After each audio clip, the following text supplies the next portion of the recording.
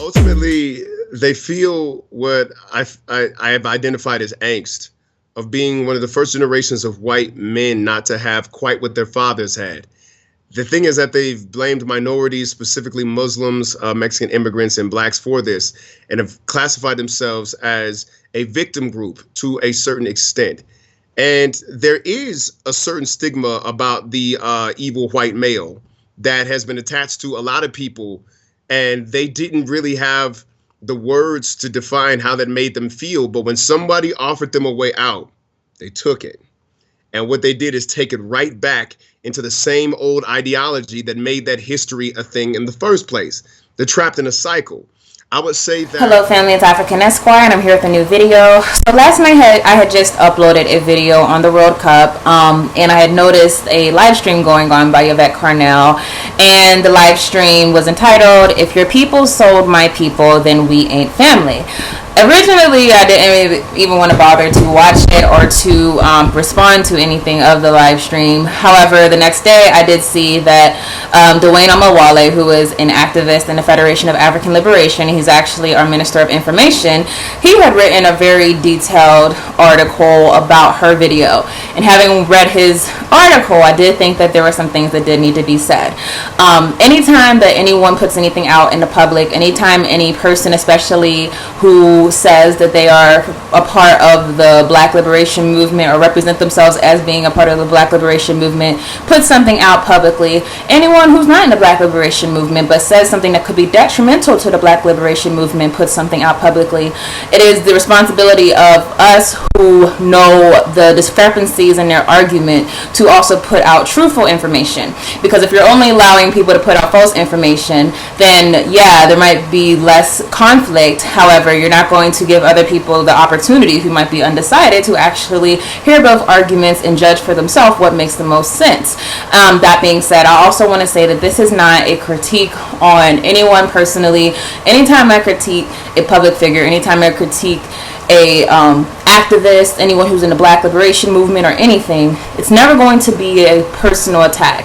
My belief is that you should always keep your critique limited to their ideology.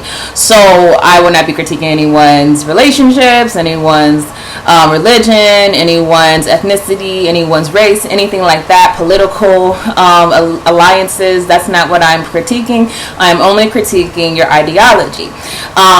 That being said, let's get into this. So before I get into her video and my response to her video, I do want to just put out there again what is Pan-Africanism, because it's very important to set that context before I talk about Pan-Africanism and my response. So again, Pan-Africanism is a belief that African people throughout the diaspora, whether you are on the continent of Africa, whether you are in the Caribbean, whether you're in Europe, whether you're in the United States of America, all of us have a common struggle.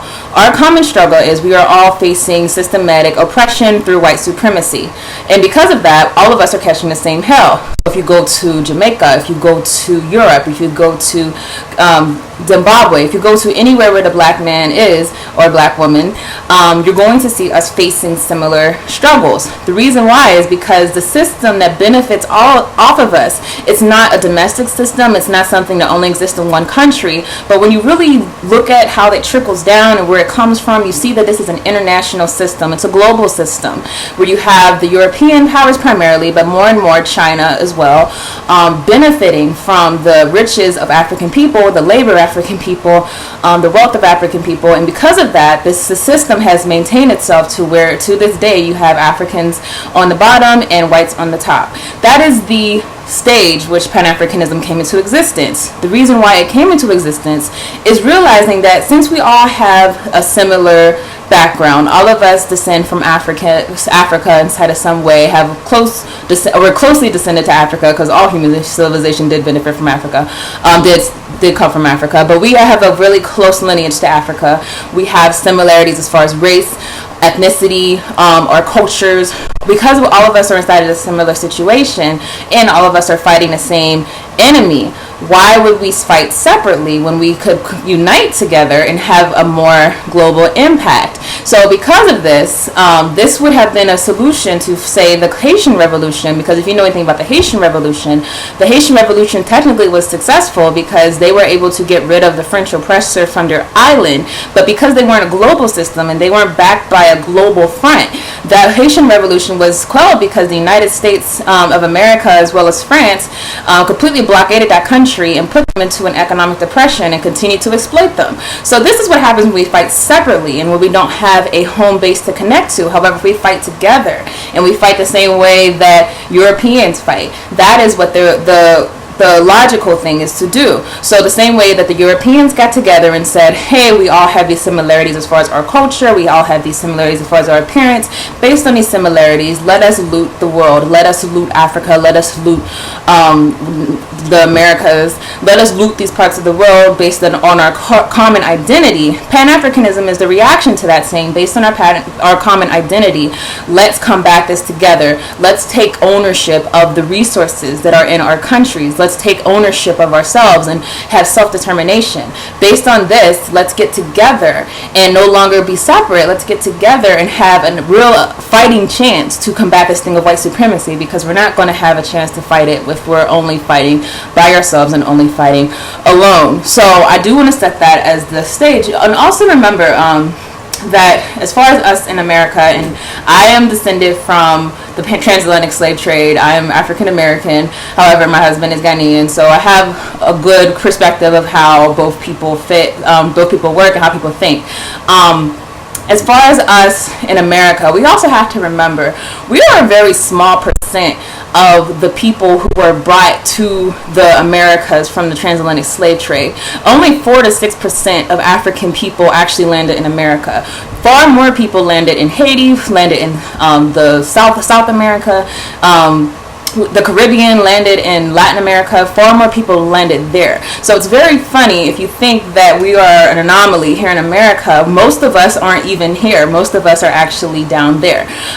So that's just something to keep in mind as we think about why we need a global response instead of having an individualistic response that only occurs inside of one country instead of connecting the dots and connecting together. Now, I really want to talk about like I said, it's a critique on ideology. And a Facebook friend of mine, Kofi Delhomme, he came up with a term for Africans who, you're not just against Pan-Africanism, because some people, they might have legitimate arguments for being Pan-Africanist, but they are actually aggressively trying to not just be against Pan-Africanism, but actually separate people who are actually for Pan-Africanism and separate people in the diaspora. He came up with a term, and this is again to Kofi Delhomme, who's a activist in London. He called them Black American Supremacists.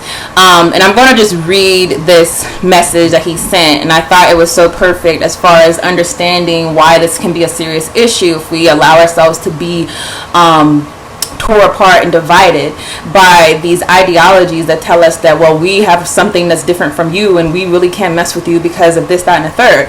He says, Black American supremacists, just like their dumb white American racist supremacists, are agents of the enemy used to distract and rob us of real revolutionaries against this beast.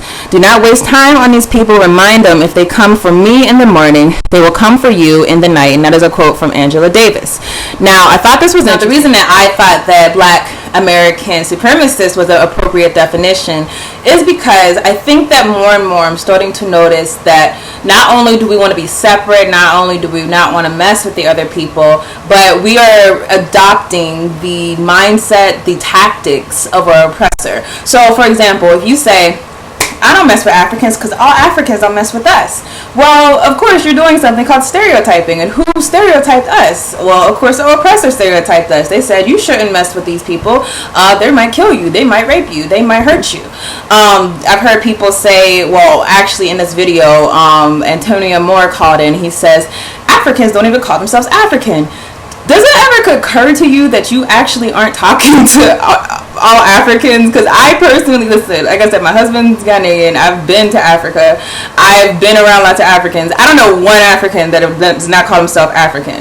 Of course, they also do identify themselves by their country, because their country one was the countries were formed out of colonialism, because when Africa was colonized by Europe, they created nationalities, well, really colonies, but they became nationalities whenever they went into the post-colonial era. So they identify themselves by their country, but they also identify themselves by their original there would have been their original nationality, which would be their tribe. So, for example, if you're from Ghana, you might identify yourselves as being Ga. You might identify yourself as being Ashanti.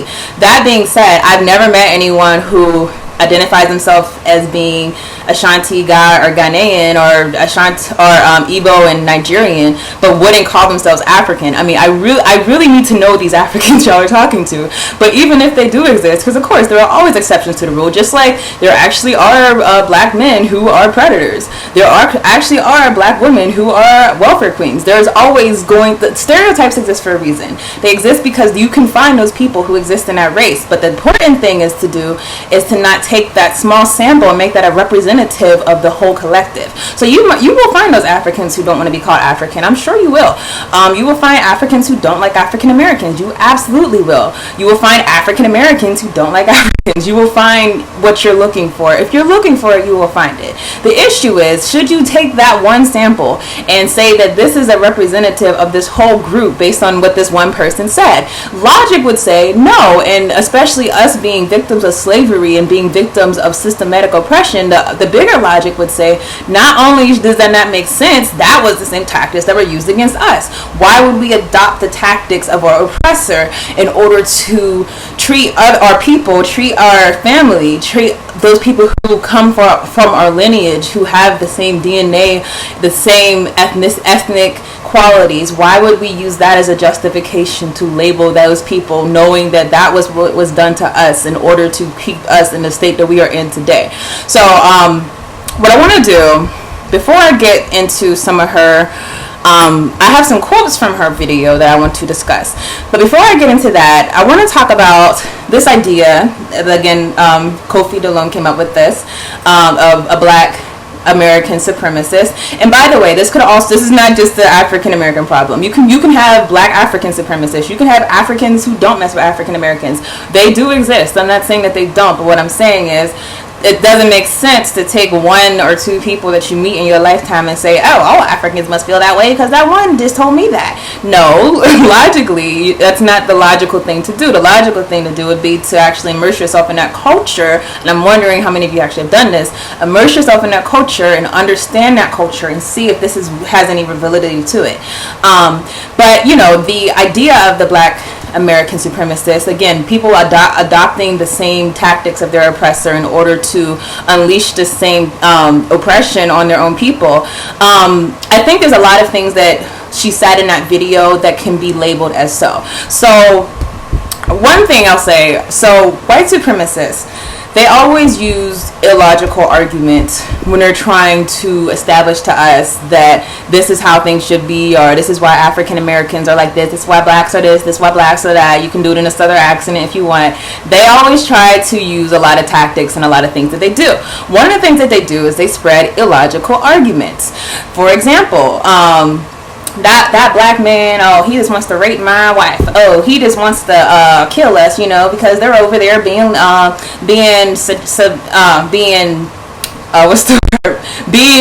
criminal, because they're over there and they're poor and they look like they want to hurt us.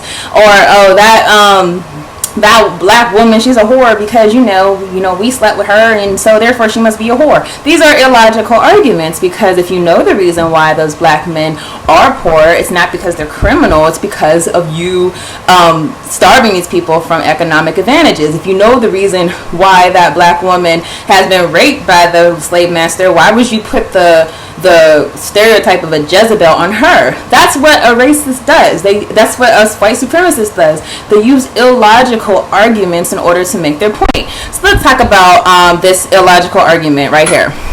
So the whole Yvette Carnell video, it was basically a response to an article that Yvette found. Again, how is it logical to take one article that you found and make that the story of all Africans from the continent? I don't know. But so one of the things that was argued from from Yvette Carnell is that because the writer of this article, the original article, wrote about the fact that she is Nigerian and one of her relatives was actually a participant, her great-great-grandfather, I think, was a participant in this transatlantic slave trade. He was actually a slave catcher. And so she goes on with this story, this one story, but then she also talks about that in history, it has been shown that sometimes Africans would actually sell their relatives into slavery. Now, the thing did not say that all Africans sold their relatives into slavery. We should know that it's not true. In fact, a lot of times it wasn't your relatives, it was prisoners of war, and there's always historically been prisoners of war. This is not something unique to African civilization. But because of this one thing, she decided to go with this narrative that we were sold by our relatives, we were sold by our family. They sold us, and therefore, how could you do that to us? And that was wrong to do. And we're not family because you sold my family. Here's my issue with this. If we're going by the logic that some Africans did participate in the transatlantic slave trade, and that's the other thing. Most of Africa did not participate in the transatlantic slave trade. If you get a chance, look at the map and look at the countries that actually were victims of the transatlantic slave trade and actually had people who were selling slaves. They were all on the West Coast. There was not the majority of the continent. It was only some. So I would like to hear what she has to say about the other Africans, the majority of Africa that was not a part of the transatlantic slave trade. But for those who have, so if we're going by the logic of saying, well, because these people participated in the transatlantic slave trade, because of that, they are not our family. We don't mess with them, and not only that, you owe us reparations. Okay. It's obviously horrible that some Africans did participate in the transatlantic slave trade. I would emphasize most of them did not understand the whole nature of transatlantic slave trade. Slavery has always existed, but the creation of white supremacy was so unique. There's never been a time in history where you not only had slavery, but you had a whole system of basically becoming like an animal, not becoming a human. You were dehumanized. You didn't have any rights. You were considered something that was basically the disgrace of God. There was a whole religious philosophy around what was done. We have to understand how unique that was, especially in America, because America was like on steroids compared to slavery inside of certain other parts of Latin America. But the unique philosophy behind it, and not just that, but the severe degradation of the people, that could not have been foresaw. But regardless, yes, it's absolutely wrong to sell people into slavery. We can agree on that. Selling people out anyway, though, is also just as wrong, right? So when you look at, for example, I'm very sure that most of us African Americans who are descendants of the transatlantic slave trade, most of us probably have a relative who was an Uncle Tom on a plantation. Most of us probably have some, house slave inside of us. Most of us probably have something in us that someone in our background actually did horrible things to African people. So should we now start tracing every single one of us and seeing who came from the Uncle Toms, who came from the overseers, who came from Massa's favorite slave, who came from the house slave? Should we start tracing all of this? Because if you're going to start tracing Africans and saying, okay, which one of you have some slave trader in your blood, we're going to trace you, so we're going to have to trace us too. Because to me, if you were an overseer on a plantation, if you think about something like Roots or whatever, the overseer there, or Django, those were the Hollywood examples, but we know that this is actually very true. There's always been people who sold out the race. So if we're going to start going there, why not just, now why go all the way back to Africa? We have plenty of sellouts today. So are you willing to also go through your family tree? Are you willing to go? We can go through my family tree. I'm sure all of us have inside of us some type of sellout in our family. It's actually very difficult not to have that, because the immense impression that American slavery has had on our psyche, on our psychology, where we honestly have more compassion for our oppressor than we do with ourselves. Not to mention, hey, I might have a relative who might have been a slave owner, a white slave owner from a plantation down south. What if my relative enslaved your relative? Oh, so there we go. I owe you reparations. You owe me reparations because you enslaved my great great grandmother. Do you understand how illogical that argument is? None of us can control who's in our bloodline. Especially, it's illogical because of the fact that because of one or two people in your bloodline, forget the fact that you have millions and millions of people who are related to you or in your bloodline. Forget all those people who contributed to your history, all those people who did great things for great people. Because you might have one sellout in your bloodline, because of that, you are not my family. You do not get reparations. I mean, you owe me reparations. That's a completely illogical argument. So I'm trying to just lay out to you, when you make up these arguments, when you make up these trains of thought, that if the train of thought is that if anyone has slave trader in their line, then that person cannot be related to me, despite the fact they've never, or cannot be family to me, despite the fact they've never ever done any of those things, despite the fact that they might love, all African people, despite the fact that might be freaking the Mother Teresa or something, they might have been someone who is a complete humanitarian, that because of that one slave trader, you are now not my family. Well, again, let's go back to your plantation. Let's start looking back in our bloodlines. How many of us are descended from people who did horrible things in the name of white supremacy? Because to me, there's no difference. If you sell out someone on a plantation or you sell someone out in the continent, all of it's wrong. So,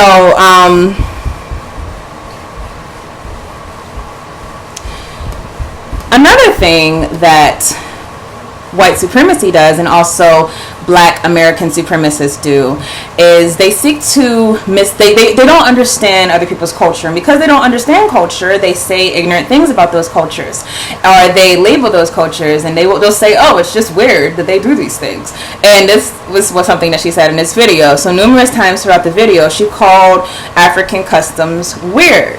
To me, how are you any different than the European that came to Africa and they seen these women who were free without clothes and who were practicing their tribal religions and doing what else, and instead of understanding, oh, this is just different than what I'm used to, or this is actually different than what I've known, you completely disregard those people and say, oh, you're just weird.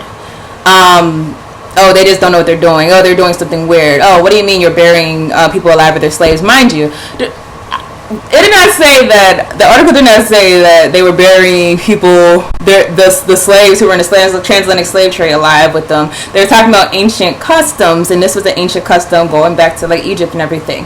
But to just say it's just weird, I mean, I can understand saying I don't understand it, but the white supremacists, that's what they did when they came to Africa. That's what they did when they go everywhere. When they went to America, they seen all these Native American or Aboriginal Americans living on the land. They didn't have property. They just lived off the land. They seen the land as something that you can't own. And them seeing this, they said, oh, that's just weird. Let's just enslave them all. That's an ignorant mentality. So ignorance, using ignorance against your own people does not give you any leverage from what the white man did to us.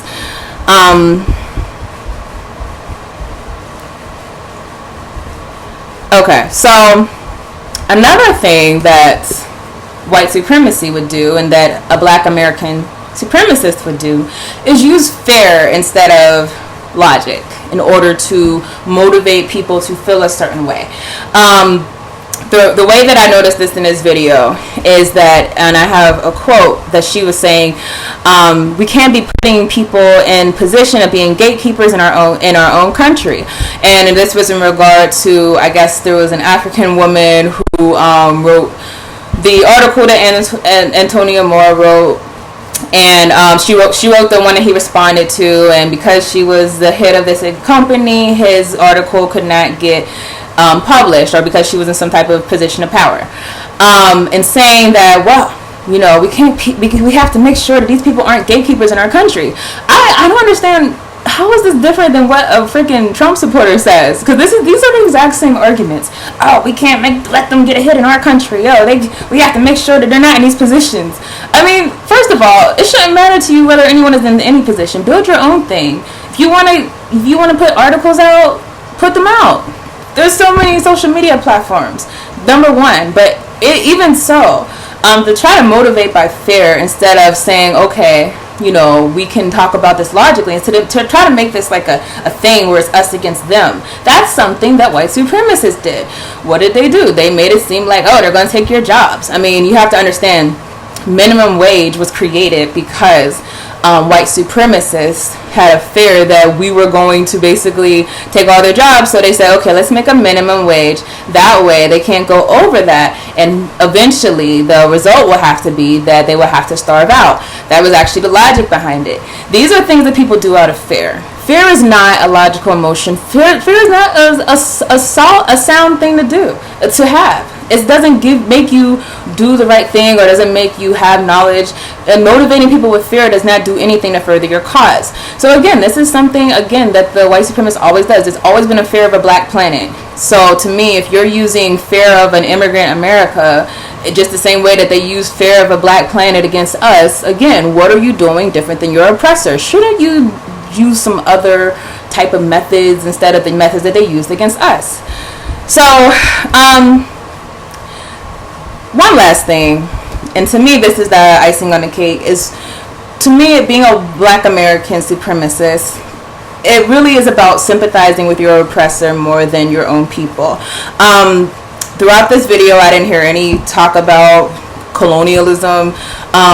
She mentioned the Belgian Congo, but from the vantage point of slavery. But if you know what happened in the Belgian Congo during colonialism, when King Leopold, who was not an African king, she misstated that, King Leopold was a Belgian king, when he was ruling over the Belgian Congo, the horrible atrocities, millions of people died in just the Congo during the years whenever he was reigning. You have little children who lost limbs, who lost arms, who lost hands, because if you did anything wrong, or you didn't work as hard as you should have worked during these times, they would just cut your hand off. The human rights atrocities during this time were just horrible. But I didn't hear any compassion for colonialism or for the African people. In fact, I heard more compassion for the white man than I did for our own people. In fact, what is a quote that I took down? She's talking about, she said, and again, this is a misstatement or a mischaracterization, because you can't take one or two Africans who say something and say, oh, they all feel that way. But she says that Africans, they're not ashamed of what they've done to us. But even Ben Affleck was ashamed of what he did. Ben Affleck was not ashamed because he wanted to do something better for the people. He was ashamed because he was a revisionist. He found out that something was in his bloodline that was on national television, and most people, white people in America who've been here long enough, should know that there's probably a slave owner in their bloodline.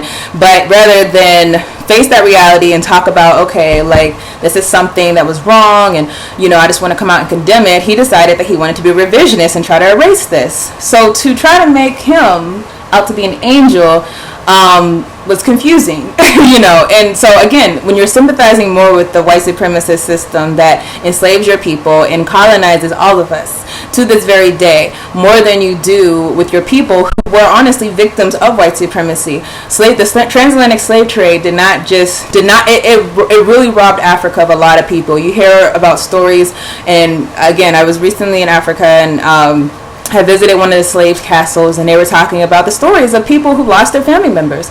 You wake up one day and your cousin who you've always played with is gone. You don't know where he went. This was the reality that it created. I don't hear any sympathy for that, because sympathy would not back up that logic that says, oh, it's us against them. But despite the fact that it doesn't back it up, history is history. You can make it seem like this was some conspiracy of the Africans to get rid of the African Americans, although back then we were just their same people. But this was some conspiracy to get rid of us and sell us and blah, blah, blah, and get rich on us. But the history is the history. Africa was devastated by the transatlantic slave trade. The loss of humans completely, if you read how Europe underdeveloped Africa, the loss of humans, these people actually completely killed the economy because there were people who were missing. And to not have any perspective, this is not just something that affected us, this affected the whole continent. So it's not just as simple as, oh, you did this to us and therefore we must, come do something to you. Alright, so now I'm just going to go through a few quotes. So this is in regard to the the great grandfather who was a slave trader. She says the fact that the African loved his slave trading grandfather tells you everything you need to know about these people. So again, when you're thinking about white supremacists, what do white supremacists do? They'll look for one story and they say, this is all you need to know about these people. He says he hates white. Yeah, that's all you need to know about these people. You say that after the police, that's all you need to know about these people. You want to have a gun so you can shoot all of us? That's all you need to know about these people. So again, I've said this a number of times, but I have to emphasize it. We can't get ahead using the same logic that they used against us. We should be knowledgeable enough to know that this is all something that's being said, not to help us, not to make us better when it comes to these types of generalizations, but it's only to keep us in the dark and make us think that we don't have a homeland and don't have somewhere to go back to. So she has a contradiction in here. So she says a number of times she kind of paints this picture of Africans being enriched from the transatlantic slave trade. In fact, she says, your family could travel the world because they sold our family into slavery. In 2008, Africans made $262 per year. So it's very clear that they weren't enriched by the slave trade. In fact, she doubled back and said, while she first made it seem like Africans were enriched and that the same Africans who are in power today have their money exactly from the slave trade. Where did you get this research? Please give me these sources. I need to know how and a lot of the crooked politicians in Africa, those are the ones that tend to be enriched. How do you trace their money that they got from the West for exploiting their people, for allowing contractors to come in and take the mines and to put them people into labor? How do you connect that? Or allowing false contracts to come in order to basically indebt the country. How do you connect that to the slave trade? I would really like to see that source because there's no evidence of that at all. So again, but then she doubles back and says, well, Nigeria is underdeveloped and, blah, blah, blah. So what is it? Is it underdeveloped or is it enriched? Because you can't be both. Again, Africans in 2008 made $762 per year, and this is not one country, this is the average of the continent. How do you make that argument when you make way more than the average African makes? The last thing of the quotes I will go through is she says, what would happen if they haven't sold us into slavery? Think about what would happen. What would happen is that we would be on the continent of Africa. So these people that you're saying are not your family would still be your family as far as you acknowledge them. That's what would have happened.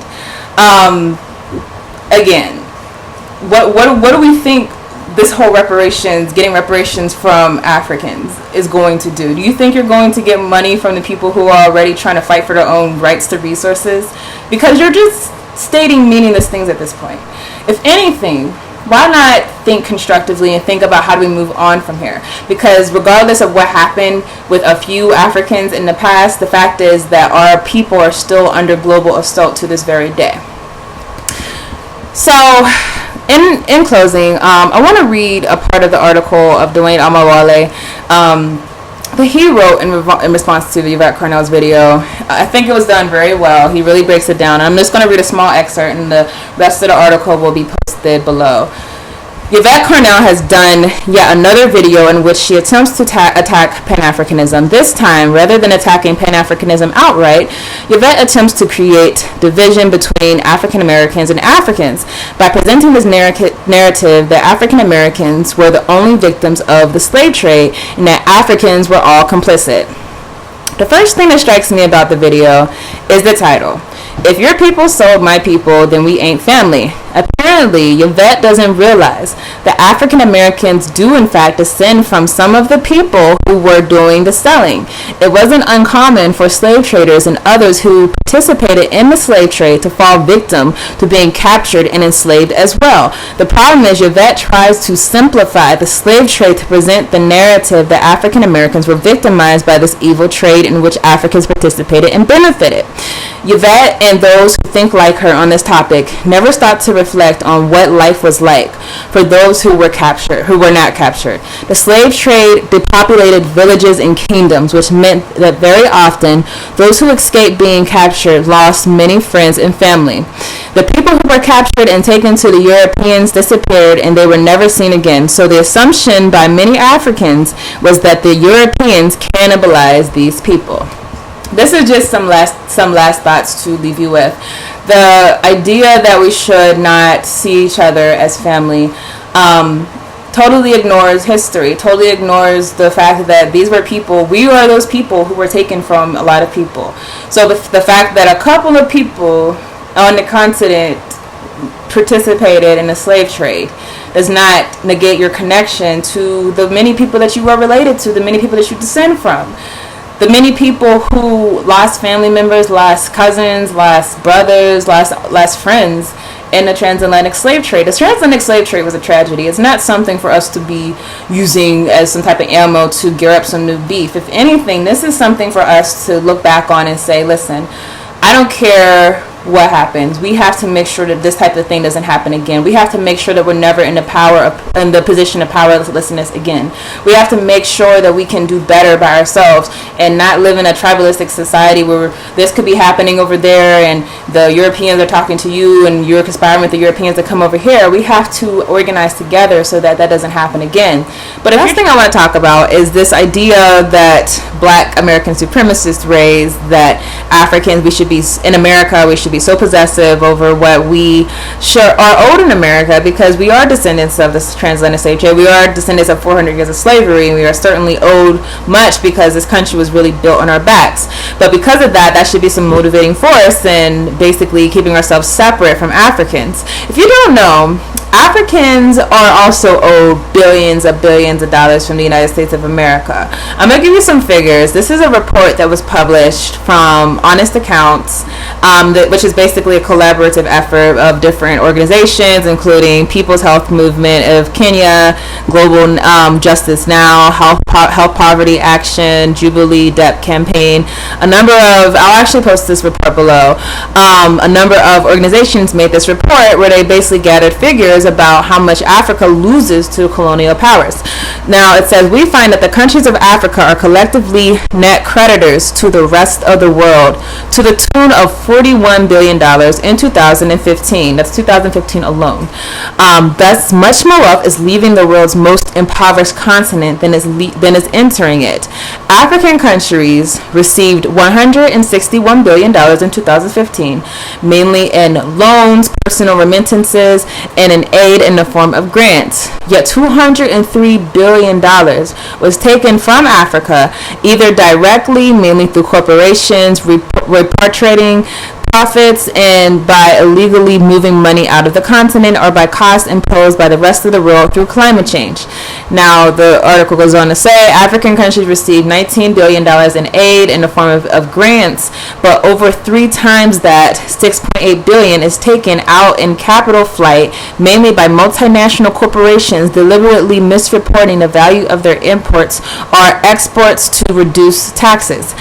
Also, while Africans receive $31 billion in personal remittances from overseas multinational companies operating on the continent, repatriate a similar amount, $32 billion in profits to their home countries each year. African governments received $32.8 billion in loans in 2015, but paid $8 billion in debt interest and principal payments, with the overall level of debt rising rapidly.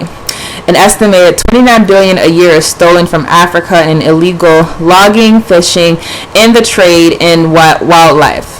Lastly, it says, there are other ways in which the rest of the world extracts resources from Africa, but for which figures are not available. For example, trade policies mean that unprocessed agricultural goods are often exported from African countries and refined elsewhere, causing the vast majority of their value to be earned abroad. So when you look at neocolonialism, what neocolonialism does is constantly extracting things from Africa. So you have to understand that the richest countries in the world, the United States of America, China, the whole West, basically, these countries are beneficiaries of the riches of Africa. So to totally think that you are the only ones who are owed something, really, this is not just the African American thing. This is actually a global thing.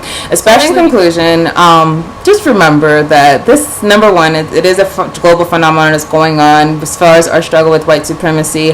But moreover, realize that there are people who are saying things and doing things, and they're not really doing things that are revolutionary, and that they're just taking the place of their oppressor as far as the arguments that they make and as far as the analysis and the critique that they make.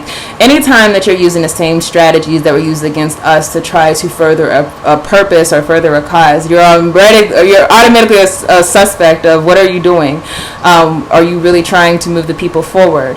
And I would just want to say that for those of us who want to move the people forward, think outside of how we are been trained to think. Think outside of the reactionary viewpoint. The reactionary viewpoint is something that would say, hey, let's take one sample of people and make that a representation of everyone. And that's a reaction because we're doing the same thing that was done to us, but we feel like because we're doing it to someone else, that puts us in a position of power. Really, that is putting you in a mental mind frame of being a supremacist, even if it's of people over your own race.